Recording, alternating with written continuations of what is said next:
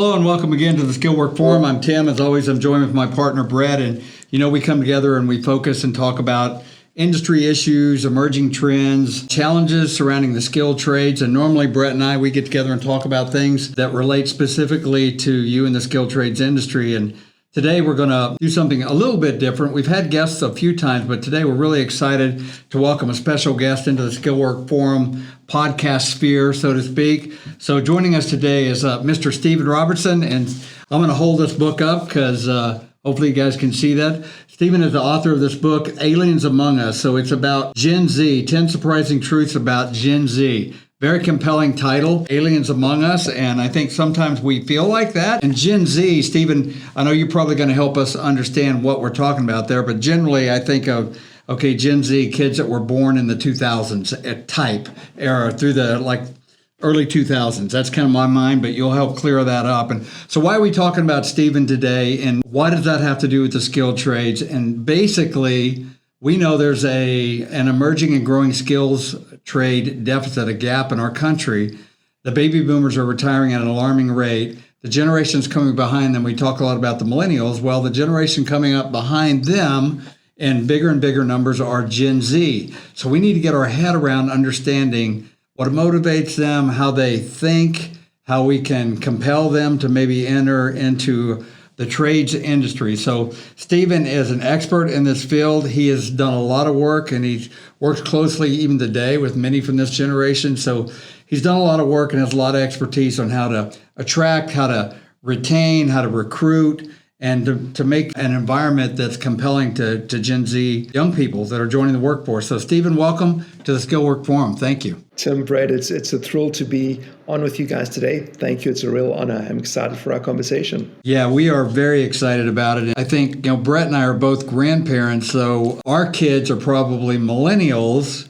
Our grandkids, some of our grandkids, probably my oldest one is right on the tip of the Gen Z. 97 to 2012, I think, Steve, roughly. You get it. Everybody has a different where the cutoff is, but somewhere in there. Yeah, so we have some touch points, and actually many of our employees are Gen Z. So we're just going to throw some questions out, Steve, and really hopefully glean some great knowledge from you as it pertains to this. Yeah, I think we open it up, Steve, and just kind of before we maybe get too specific, just give us a broader understanding. Obviously, your book's Alien Among Us. Help us understand kind of just the broader thought on the Gen Zs and kind of maybe not why they're wrong, but just the fact that they're different.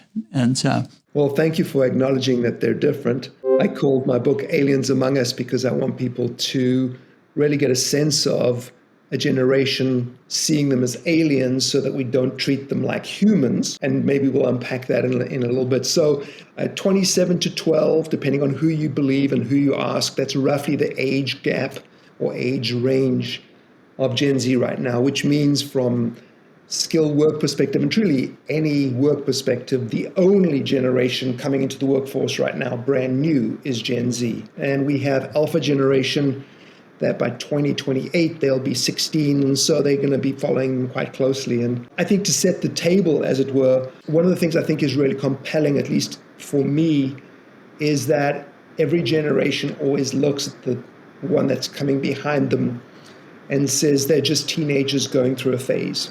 And the thing about that is Gen Z are not just teenagers going through a phase. There's something more to it, right? And so the reason that's a compelling place to begin is that if you believe that they're teenagers going through a phase, you're going to be like my mom and dad and wait for Steve to snap out of his phase and become a real adult and a real human, right? And that's what every generation has done. And so the challenge is that understanding that Gen Z are not going to snap out of anything. They are actually fundamentally wired differently as an entire generation. And the study for me in this space started more than 15 years ago. Our business is working with these age groups as they go through their teen years. And I just saw a major shift, kind of a changing of an era. I mean, and we can look around and we all know that, wow, things are really changing, right? And so I started to pay particular attention, which we always did as a business, primarily because it was my business, right? So I needed to know how to reach, market, bring these people to all the kinds of offerings that we had from more than 140 countries around the world. And then also at some point, they became my employees. And so that journey really led me to understand a couple of things. And I'll just float this out there in terms of why Gen Zs are aliens. So I'm going to just start off with a really bad analogy, if you'll allow me. Okay, I'm confessing up front, it's a bad analogy. So we take a tin of blue paint and we pour some yellow paint into that. And as you start to stir it, the center becomes green. Aliens, green, you see. And so what I want you to see in this is where the analogy breaks apart a little bit, is that Gen Z are green. They have always been green. Every other generation is blue, and this yellow paint, which I call the perfect storm, is slowly but surely turning the rest of us green, right? Okay, so that transitional process is what's so important to understand. And so I'll just spend a minute or so telling you what this perfect storm is, because I really believe when you understand why Gen Z are wired differently, it changes your whole perspective on how to now go about engaging with them and what matters, right? So this perfect storm has 4 components. So the first part of the perfect storm is technology. And so a great way to highlight that is when we're thinking about AI. And I think if I go through what is compelling in that space, 7 countries have signed bills into law. In 2016, there was 1 country globally who did it, and now in 2021, 35 different countries. So just showing you the transition of how AI, as an example, is just really coming even into law and impacting our lives in an incredible way. We have AI patents from 2016, around 2,500 of them, to 2021, where it's just over 140,000 patents that have something to do with and in the AI space. And then the global investment, private investment, this is not government investment, obviously, from about 12 billion in 2017 to around about 40 billion in 2021. And so that jump is an immense indicator of how quickly, and I'm butchering this definition, Moore's law is happening. Moore's law, I'm sure you're familiar, is the doubling time of a capacitor. And if we look at that just on a broader scale, just the doubling time of technology, it is doubling so quickly that it is really hard to keep up. And for a generation that is growing up in this, for them, it's green. It's green. That it just is what it is. It's not good or bad. It just is. So technology is one good example, especially AI, and we can talk a little bit later about what it's going to do to your industry and other industries. The second component is world news. And it's a strange topic, but there's a thing called mean world syndrome, which was studied in the 70s. And it basically looked at people watching violent television, and it showed how there was this irrational fear of the world based on what you were allowing in through violent television. Now, you amplify world news today, and you look at 24/7 plugged-in news. I didn't know what was going on in my town. I might find out what was going on 5 doors down in my neighborhood, but now you literally know everything that's going on everywhere all the time. And so what that has brought about is this irrational fear of the world outside. There's data that shows we're living in the safest, healthiest, COVID included, healthiest, wealthiest time in recorded human history, but we feel like we're going to die any minute, right? Or be killed or whatever the case is. So that's world news. That's a second component that is truly greenified. That's a new word, greenified a generation, and is busy greenifying all of us at the same time, right? The third thing is social media, and you think it's the same as world news, but it's not. Social media is a language. There is 2 sides to that coin. There's a very negative side to the whole social media part, but there's also, the positive side, that it's a tool that's being used to communicate. And then the last of the 4 is parenting and leadership. And our style of parenting and leadership is just really, really important. And from a work perspective, Bruce Tulgan, who's a writer who I read a bunch of, speaks about there's an epidemic of undermanagement in the workplace. What COVID and this work shortage has amplified is there's no longer going to be an epidemic of undermanagement, because what we used to do is we used to say sink or swim. And if you can't figure it out, get out of here, the next person will be in, right?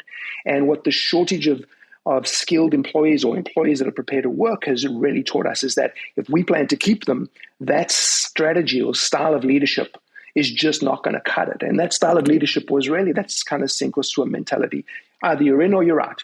make up your mind. And now what we're seeing is that it's really much more of a journey of a mentoring process that's involved. So those four things are primarily why Gen Z have arrived wired differently. They're not just teenagers going through a phase. They're not going to snap out of it. And they are already determining how work is and will be done. They're determining how customers will buy and what they value. So as an introduction, sorry for the long-winded one, but I think hopefully it sets the stage a little bit that it's not just, are they different? Yes, they are. And they're not going to snap out of it and be like us. That's the whole point. Yeah, so one thing that popped in my mind, Steve, as you unpack that, thank you for that, is that you talked about I'll borrow your word, greenification that's going on. Rather than, it sounds to me like your hypothesis is that they are influencing all of us to become more like them, more like that mindset, rather than us, hoping to merge them more into a baby boomer mentality or millennial mentality. Is that what you're seeing? That we are adapting their norms? Tim, the interesting thing about that mindset, that comment is that in some ways, yes, but here's what we've got to remember. 52% of the world population is under the age of 30, right? So what we have here is we have a whole lot of generations. We've got, if we go back as far as the greatest generation, the silent generation, boomers, Gen X, millennials, all that have gone through this journey of learning from the generation that comes before them. And so much, I heard you speaking about it, so much of this mindset comes out of the second industrial revolution, right? So we've got this mindset of what it is to produce somebody at school to come and work in some kind of a factory style format, and nothing has really changed there. And so now you enter Gen Z, and there are a couple of things we'll talk about in terms of just kind of how they see the world potentially. And what you realize really quickly is that they are not concerned about what the other generations are doing or not doing. But because there is such a significant force, just the sheer significance of their presence determines a market. It sways the market. And so where they go and where they buy and what they value now has to become any business focus. Otherwise, within a year or two, you will not be in business. And so the delicate journey here is, how do the older generations mesh with Gen Z when they come into the workplace? And understanding kind of that Gen Z honestly doesn't really care about the other generations. They will if we lead them well, but currently they don't. And the truth is, if we all, meaning millennials and up, got wiped off the map, Gen Z would be okay.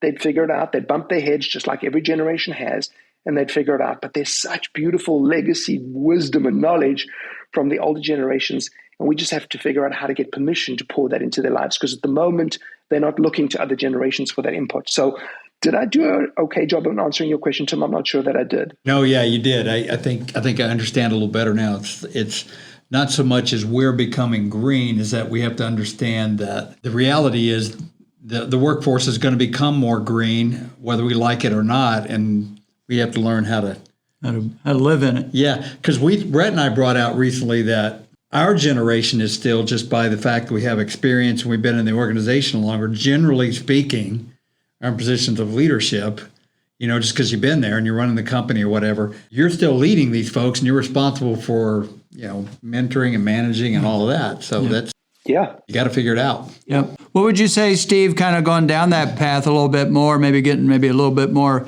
specific from an employer perspective? Tim kind of said it. I mean, obviously there's a lot of very young entrepreneurs in the tech space and whatnot, but is in our world, in the manufacturing world, which is where we primarily live with our skilled trade guys, that world is still, people our age, are kind of running the show and doing those kinds of things. They're trying to attract and learn how, and like you said, we've all heard, these millennials, these Gen Zs, they're lazy, they're driving me crazy, da da da da da. Like you said, we're trying to get them to be more like us, just shut up and work kind of a thing. And obviously we all know that isn't going to work. And so, but from an employer's perspective, I mean, what would you say? What are the kind of some of the positives and the negatives? I mean, obviously, this generation, this Gen Z generation, is also the most tech savvy. They're extremely smart, so they have a lot of good qualities, And so, but as an employer, from an employer trying to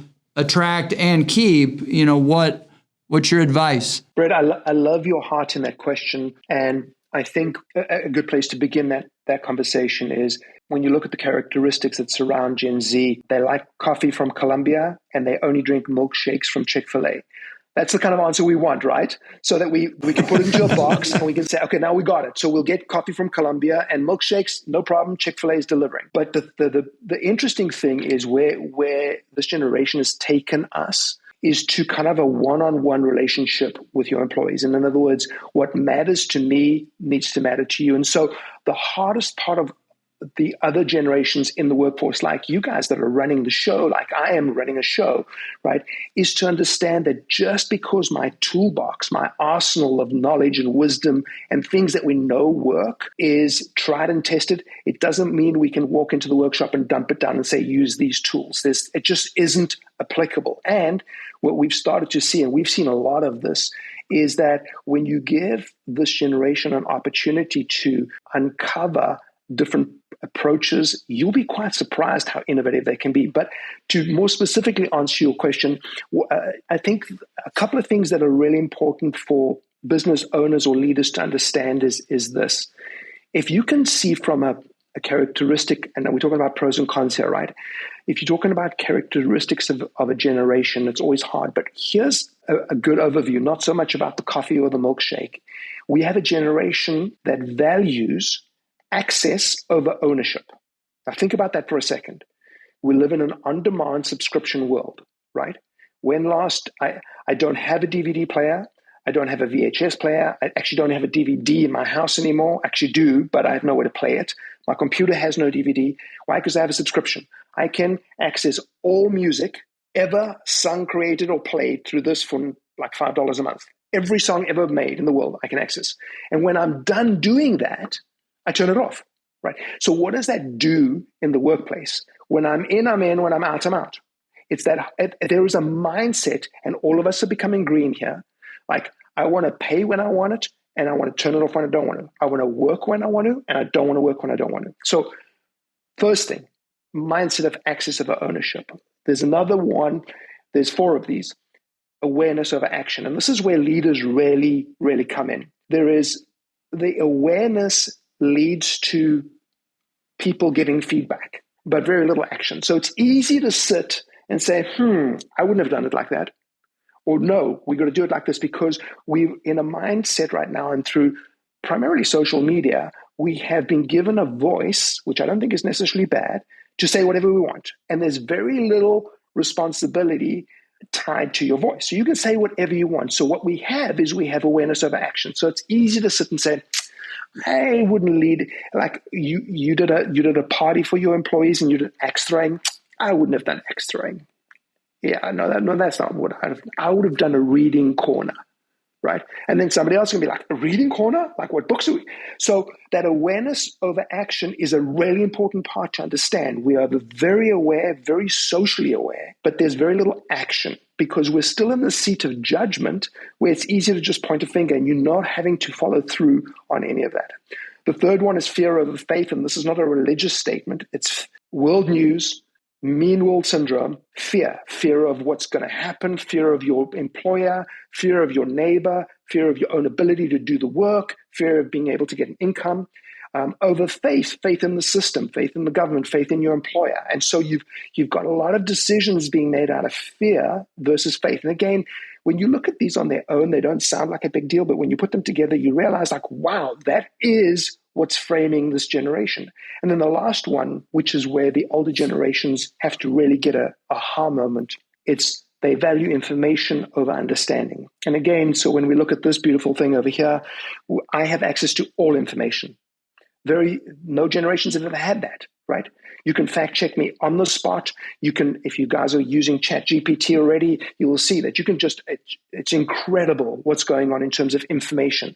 But with information doesn't mean you have application, wisdom, or understanding. And so where we have to get as leaders is we have to understand those 4 different components and understand that's what makes up this generation. This is kind of their framing. And we have to see and understand that because that framing is as it is, what we have to understand and be able to do is we have to be able to say, here is the value I can bring to this conversation. Would you like some of it? So when we talk a little bit about how do we retain, attract, and keep this, we'll dive into that. But, as far as just the pros and cons, there's pros and cons to what I've just unpacked. And I hope that made some sense. Yeah, no, it did. I appreciate that. Yeah, I think I'm just sitting here thinking about all of the years of leadership and management and how-tos and how to get programs done and projects completed on time, and holding people accountable to getting things done when I'm having to be quote unquote bothered with having to build a deep understanding of the why behind what we're doing. So it seems like that could lead to, from a business perspective, inefficiencies and inability to depend on getting things done. I mean, are we moving into an era here where it's becoming like trying to get a construction project done in the Bahamas? I mean, it may happen, it may not happen, maybe this week, maybe next week. I mean, we're going to have to relax our approach a little bit.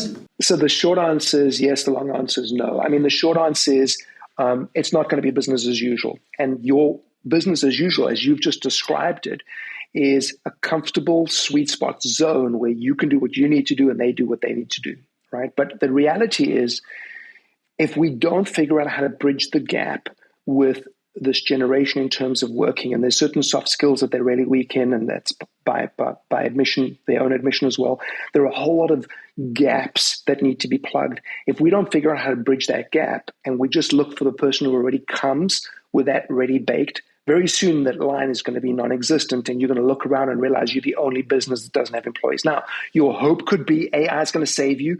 The data around that is interesting. 50% of the jobs in kind of the skilled space, more or less, they reckon by 2035 will be automated. It could be sooner. I think it probably will be sooner. They think 40% of the white-collar jobs might be automated by 2035. So you've got to understand that this concept and journey of leadership, that's truly, Tim, what is going to have to be redone. We are going to have to lead again, which we haven't done for a while, certainly not in this fashion. And if you think about it just in one more context, think about this. We have a 1.7 birth rate in the United States right now. I can list you the countries that are 1.3, 1.2, 1.3, 1.4, 1.5, 1.6, 1.7.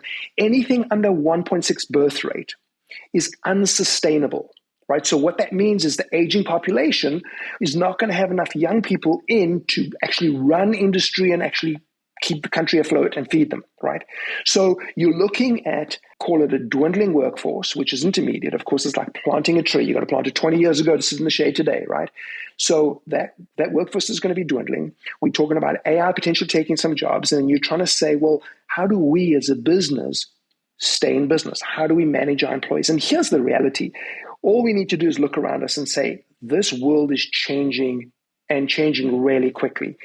How would leadership not also change? That's just not rational, right? So there was one last stat I'll share with you, and you probably heard the people entering sixth grade, students entering sixth grade this year in the United States, 65% of them will work in jobs that don't yet exist, right? So what we have to do to future-proof ourselves and our businesses and our employees is we need to know how to upskill people and get them ready for when we as a business pivot. And that's why this leadership, Tim, to answer your question, our leadership style has to change. We're going to have to put people in place to lead and to manage like they haven't in a long time. They have before, but we haven't in a while.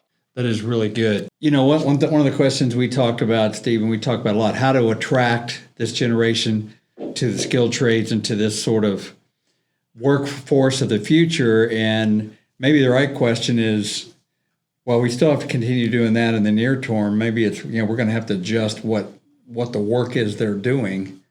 So that's where AI and transformation of the workforce, because I think if we continue pursuing, we got to get them to learn how to use a wrench and, voltmeter and all the things we use in today's, instead of trying to convince them that that's what they need to do, maybe it's we got to continue to redefine what the workforce is going to be they're heading into, or some combination. Yeah, well, I think maybe the question, Steve, for you, I kind of think we've talked multiple times about the fourth industrial revolution. I talked to a variety of high school kids today, which would obviously be Gen Z.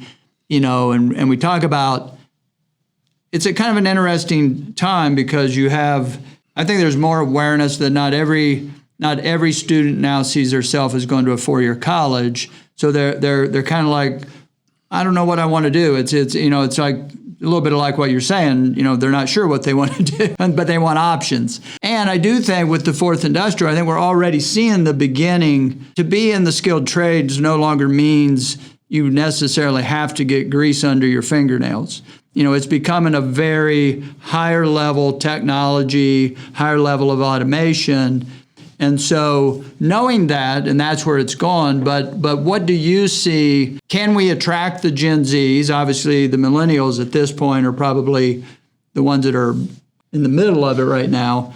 But now, if we're saying Gen Zs are what, 25, 26, 27 right now, something like that, they're at the beginning, they're figuring it out. So is there, with the fact that the jobs and the places that we're beginning to offer them is going to be more technical base, is there a reason for optimism, or what's your thought on where are they going to work? I mean, what are they attracted to? Yeah.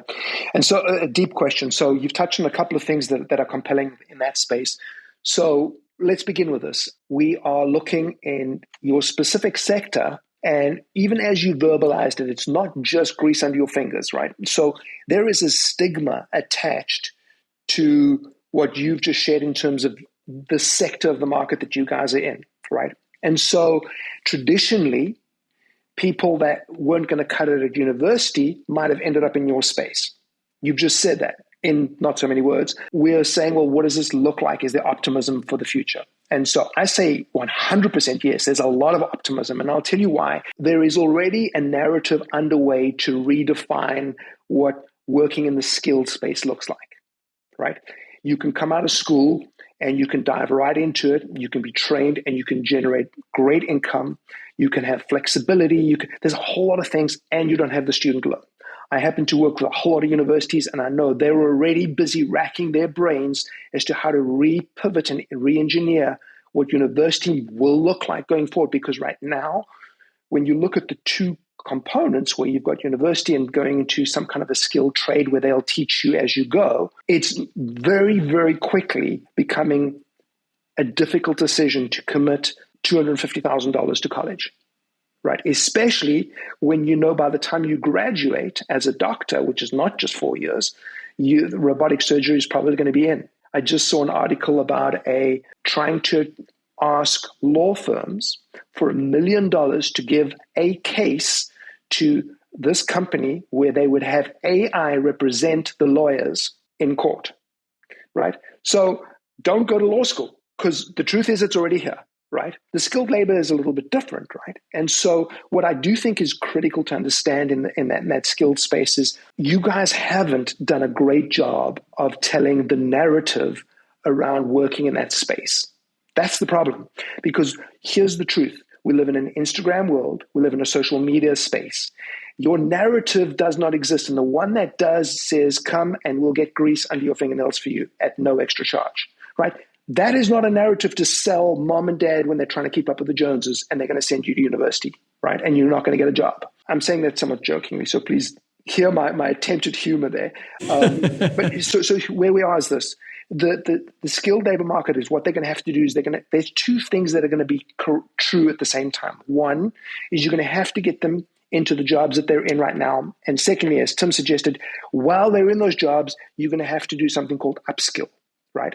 And upskill isn't teaching me to use a wrench. That's part of my job. Upskill is preparing me for the next wave while I'm using the wrench. And so every company that I've worked with, and I've worked with some interesting people that you'll know about, and I don't want to share their names necessarily, but I've worked with some really big organizations where they are struggling to find people to do, let's call it, some of the more menial entry-level tasks. And there's been a turnaround by them understanding three things, really. The first thing is a change in perspective. As soon as you change that mindset, it's like, why do we have to lead like this? When are they going to snap out of it and become like us? As soon as you understand their wiring, it allows you to engage differently. So that's the first thing. The second thing is upskill. And upskill is the what's in it for me. And if you look around this generation, and it's not just this generation, COVID has actually amplified this. It's all about celebrating self, right? So what do I need to do? How can I, right? And then the third thing is narrative. Now, the narrative comes in when you retell the story, which frames your company culture, which frames what's going on. So what upskill really looks at, call it this mentoring journey, right? So when you look at companies, out of the Fortune 500 companies, there is about 85% of the Fortune 500 companies have mentoring programs. Out of the Fortune 250, 90%. Out of the Fortune 100, 96%. So the companies that understand a mentoring relationship journey is where it's at. Look at them. They're in the top 500 in the world, right? And so to leadership, that's how we have to lead. But to the upskill journey, it's this ability to come alongside people and give them small upskills all the time, because it's always about what's in it for me. And I can talk to you about the brain science around this, and the dopamine that you get when you do hard things, and the dopamine that this is giving you. And so for companies, if you're not in a position to upskill people in an ongoing manner, form or fashion, I've even had a company that's really big, a business that's really big, do it with seasonal staff, and it actually works. So you're talking about figuring out ways to grow and upskill them while they're in the job to position for tomorrow. That's what retention is. And once you have that retention in place, your recruitment is a breeze, because the narrative that comes out of telling your culture about how you upskill and why that is important leads to a story that is compelling to everybody. And that's what retention is. So I work with a team. I don't want to share which team it is, but it's currently the only team in its league, the only one in its league that has a waiting list for people to work seasonally on game day. The only team in the league. Why? Because what they've done is they've understood a different perspective of the worker. I don't want to work now. I want to work then. This is how I want to work. Okay. Now that you're working, how am I going to upskill you in that job while you're working? And then retelling that story. They're the only team in that league that has a waiting list. So I hope that came full circle enough. We have no choice. And the answer really is we've got to figure out how to upskill. And there's some beautiful ways to do that. I can share some of those with you. But if I'm not growing with you, I'm going to go somewhere where I'm growing. And it's not just doing my job. That's not enough. I want to do my job and grow, because I want to be the CEO, right? So that's really compelling. So that was one of the questions I'm going to ask, and you kind of answered it, is, to motivate workers or to inspire workers in our generation, is that, hey, if you put your nose to the grindstone, you're going to get a promotion. You have job security. We're going to increase your wage. You're going to get stock options, all those things. And we have found, in our interactions with this younger generation, that those things don't necessarily motivate them. It's things like, I want quality, time off. I want to be able to work from home. I want some flexible work hours, or I want to take some extra training, things like that. So what you mentioned. So the things that may motivate us, or that we even, that I have a respect for somebody, Brett and I, and your generation. Oh, you're a hard worker. You put in 60 hours this week. You've gained my respect. And that's not necessarily what is going to garner that, I don't think, for this. I don't think they're wired that way. So no, we have different, we've got, like you said, we don't have to become green, but we at least need to understand green. Yeah. The mindset that, we just mentioned recently in trends, we've all heard this come and go, but the idea of a shorter work week, like some cases 3-day work weeks, or definitely 4-day work weeks, because people value more their off time. They're more willing to work 4, 10 or 12-hour days and have 3 or 4 days off. That means more to them. So things like that. It's just, people are motivated by different things. And I think that upskilling and finding out what that is going to be crucial. The interesting thing about that point, Tim, is that when it comes down to it, if you can find out the area that gets me excited, I will choose, and it's actually a data point, over 80% of Gen Z choose to spend productive free time as opposed to hang time. So millennials would choose to hang with their friends and do what? Gen Z wants to upskill. So that is their passion and their drive, right? And it's for a lot of good reasons and for a lot of bad reasons. But the truth is that when you say, should we do a 4-day work week? And on the 5th day, come in and we're going to do training and we're going to grow you in how to use Excel. We're going to teach you how to do this. We're going to bring a mentor in for you. You will see how quickly when you touch that sweet spot, they will be all in, because it's not just wanting to only have work-life balance. Remember what I just said. Doing hard things gives you that dopamine fix, right? And the crave of the dopamine fix is partly how we as humans are wired, to constantly do hard things, to stretch ourselves and to do more. That easy phase where you don't have to manage, you don't have to try, you don't have to worry because you've got it down, doesn't lead to any dopamine. In fact, it leads to restlessness and truly questioning, well, what is this all about? Do I really want to work here? And so that is a really important part. It's not just about giving time off. Sure, work-life balance is important, but it's no longer also giving your soul to the company, because we've seen when the company doesn't want your soul anymore, they kick you to the side, and they've seen that. So it's trying to say, we get it, but we need to see it happen both ways. And that's why this upskill journey, and truthfully, with an invisible curriculum is the right way to begin. This upskill curriculum is truly a key to unlocking this longevity of employees, happy employees, and growing the retentions and recruitment in that whole process. We could probably do this all day, but we probably Tim and I have taken quite a few notes, and so Cap's going to tell us we have to get off the air here because nobody will watch our podcast for 2 hours. And so, but we do have before we close it out, there's I call it Mythbusters, and we'd be remiss not to ask a couple of these, just because I've read a variety of things. True or false? Is it true or false? Yeah. Is this you can unpack it a little, but more like you said in that. I've read a variety. I've listened to a ton of things on Gen Z, and a lot of what you've spoken into today, I think, falls a lot in line with that. But one of the things is the feeling that, and a lot of this comparison is really between the millennials and the Gen Zs, I think in a lot of cases really more so. Correct, yep. Kind of a true or false, or your comment on, the feeling is the Gen Zs are much more anxious, they deal with a lot more anxiety and mental health issues. The mental health issues is debatable, whether we're just more comfortable talking about it now, or they truly, but there seems to be this anxiousness that they have. Is that? It's almost like you were talking, Steve was talking about, the fear that they tend to have more fear. Is that related to that? 100%, yeah. And it's not just anecdotal. We were talking about epidemic scale here. And there's a whole lot of reasons, social media, this being more siloed individuals. Certainly COVID has amplified it, but even pre-COVID, they were spending 40% more time away from their friends. I said that poorly. Millennials were spending 40% more time face-to-face with their friends. And so this is a very lonely generation. And again, when it comes to your identity, I'm not talking about sexual identity, I'm just talking about your identity as a human.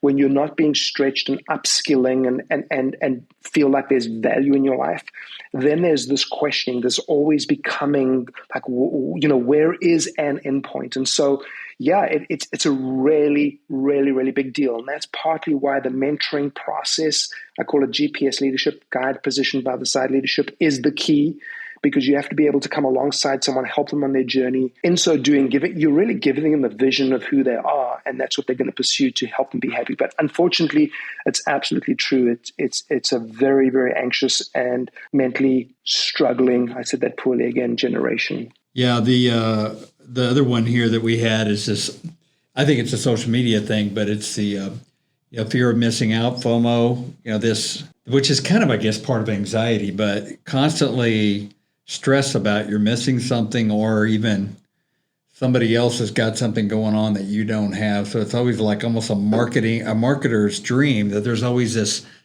want and desire for something else going on. It's always becoming, Heraclitus, if I said his name correctly, the Greek philosopher, spoke about we're always becoming. We never really get to an end point. But if you look at it in the context of, there's always, if I go right now to my phone, I guarantee you when I go to the App Store, and I'm really diligent at this, there are updates. The little red square in the corner, I have 20-something updates, and I do it regularly. So there's always something new. And so there's two sides to the social media coin. That's definitely an amplifier of this. where you see only what's good, you don't really see the journey. And that's why, and you see what you're missing out. And it's also this comparison thing. And people, as I spoke to you a little bit earlier, they have the ability to be aware and say without any action. So people can point fingers and bully. All those things are real, right? And so what you see here is this fear of missing out is a real thing. Well, they have that. I also want that. And it's a real driver. And in fact, the flip side of that coin is partly why Gen Z is so motivated to upskill and grow, because there's this competition of how will I be enough? How will I get enough? How will I put myself into a position of safety? And the sad thing about social media is it's not going away. And so what we as responsible adults and irresponsible adults, I don't even know how to say that, need to understand is what is our role in that, and how do we use that to tell the narrative that adds life as opposed to drags people down. Yeah, so kind of in the kind of last one, then we'll let you get going. But because I think this fits in, we're kind of living this. We've seen it. I don't know, if COVID drove it more, or if it's just this generation. But there's a belief that the Gen Zs have a hard time settling, and so they're very, very quick to, I'll just get another job, or I'll just move on. There's, we always talk about, our generation, our parents, my dad, Tim's dad, not uncommon to work for the same company for 30, 40 years. Is that real? Is that, just this little bit of maybe feeds from the anxiousness, maybe a fear of missing out, all those things? Does it all kind of roll up into this? Like a commitment, Yeah, I'm certainly there's many ways we can approach that conversation. I don't see it exactly as a lack of commitment. I mean, in some cases that is the case, but we've always had job hopping, right? It's always existed. My dad worked for a company called Siemens. He passed a little while ago. He started at Siemens, finished at Siemens. I have his gold watch that they gave him, the gold watch days. Look, what I think is very real is this. When athletes change teams like this, when CEOs change companies like this, when today Blockbuster is in and tomorrow Netflix is in, the expectation of someone committing their life and soul to you as a company is unrealistic. There is nobody that does that, right? It is something that's in all of our legacy. We all know it and are familiar with it, but yet it currently doesn't happen. We just haven't recognized that it doesn't happen. So we're still living in the world like, oh, that's how it is, but it actually isn't. And it hasn't been like that for quite some time. We just think it has because we longingly think back to the day when it was, and it wasn't that long ago. But I think what's more important in that conversation is that because things are changing so quickly, because skill sets and upskills are being learned so quickly, for someone to say, look, I can stay in this position, but I am interested in a hammer and a wrench, and all I'm going to get here is a wrench. Why would I spend the rest of my time here? It just makes no sense. These guys have got a hammer and a wrench. Why am I not going to go there? It just makes no sense, right? And so what you find very, very quickly is it's not just about, are they job hopping? It is the job working hard enough to keep them? And that's a shift. And that's what the whole thing is about. When you catch the aha moment that if you as a leader change your mindset and you start to understand what this mentoring leadership, this GPS leadership looks like, the SOS leadership, Sage on stage, that's second industrial revolution leadership. Do what I say and do it when I do it. That's kind of a coach model. And there's a time for a coach model. The building's on fire, run out of that door. Don't debate which is the best door to go out of, just go out of that door, right? So I'm not knocking coaching, and I'm wrapping up, I promise. But this GPS mindset is when you have leaders in place that truly are looking at each person and trying to grow them and upskill them so that that person is going to be a better person, so that person is ready for when the business pivots, all of a sudden everything changes. And I think that's really more the question is what businesses are positioning themselves to retain workers as opposed to are these workers just job hopping because they always have and they always will for coffee, for a milkshake, for more pay, closer to home, work from home, hybrid schedule, you name it, right? And so that's never going to change. So realistically, for anybody in the workforce, especially in your space, you've got to start paying attention to how we can grow people outside of their job in the workforce. And I hope that made sense because I really believe it. That's great. That was great. And Stephen, we can't say thank you enough for the informative perspective you've given us today, the insights and answering our questions. And, I just want to encourage anybody that's watching this to, if this piqued your interest and you'd like to learn more, this book is really an excellent, and it's a good read. It's 10 Surprising Truths About Gen Z. So Stephen kind of let us in on a few of those. If you want more detail, Aliens Among Us, 10 Surprising Truths About Gen Z. I encourage you to go out and get a copy of it and take a look at it. You can get it on Amazon. I looked out there right now, all 5-star reviews. So, Stephen, I guess you got all your friends and family, and now the continuing reviews are coming in very positive. So, again, thank you for joining us on the Skill Work Forum. And everybody out there, hey, thanks for your time. And we're going to continue to try to delve into these topics that are invaluable for us if we're going to continue to grow in our space, managing, working, and growing our companies that rely on skilled trades industries. So until next time, we appreciate you joining us. God bless.